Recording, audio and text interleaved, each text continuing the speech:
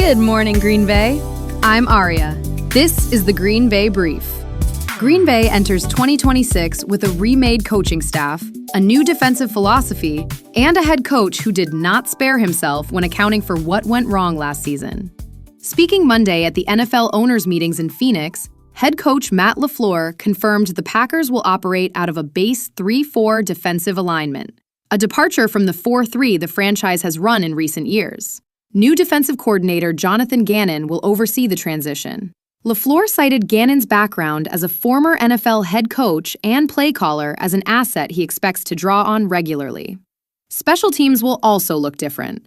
LaFleur hired Cam Achord to replace Rich Bisaccia, who departed late in the offseason to take a position at Clemson. LaFleur said he was, in his words, blind to the reasons behind Bisaccia's exit, though he assumed the decision was family-related. Achord was selected from a list of candidates Bisaccia himself provided before leaving. With Bisaccia also having served as assistant head coach, LaFleur filled that vacancy by promoting two existing staff members.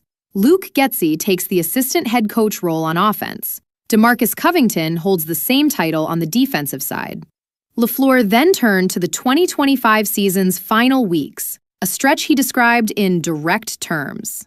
Green Bay fell from 7th to 21st on the annual NFLPA Player Report Card, which tracks player satisfaction across the league. LaFleur attributed part of that decline to players who were unhappy with their defined roles. He said creating better role clarity and mutual respect is a primary organizational priority heading into the new year. On the field, LaFleur identified finishing as the central goal, a reference to the pattern of late losses that characterized the back half of last season. He said he is willing to strip the offense down to fundamental principles if that is what the reset requires. General Manager Brian Gutekunst spoke at length Monday about a roster taking shape around a quarterback both he and LaFleur described in the clearest terms of the offseason. Gutekunst highlighted linebacker Zaire Franklin, acquired via trade, as a long-term addition he expects to step into the role vacated by Quay Walker. He also singled out defensive tackle Javon Hargrave as a notable signing, pointing specifically to Hargrave's prior experience working under coordinator Jonathan Gannon in Philadelphia as a significant factor in bringing him to Green Bay. The Packers did absorb losses in free agency. Wide receiver Romeo Doubs and offensive tackle Rasheed Walker did not return. Neither Gutekunst nor LaFleur characterized those departures as damaging to the roster's overall trajectory. The search for a veteran backup quarterback remains active. Gutekunst named Kirk Cousins as a candidate under consideration, citing Cousins' familiarity with LaFleur's offensive system and his experience across more than a decade in the NFL. Jordan Love was the constant reference point throughout both press sessions. LaFleur said his working relationship with the quarterback is currently at its strongest point. He described Love as the, quote, ultimate difference maker, someone capable of compensating for personnel losses through efficiency and playoff-level performance. LaFleur also noted Love's growth as a leader within the building, adding that he views Love's ceiling as, in his words, unlimited. LaFleur also mentioned, on a personal note, that Love is expected to become a father in the coming weeks. Two injury situations received updates Monday in Phoenix. Gutekunst said the organization received a, quote, really good report on Micah Parsons' recovery from a torn ACL.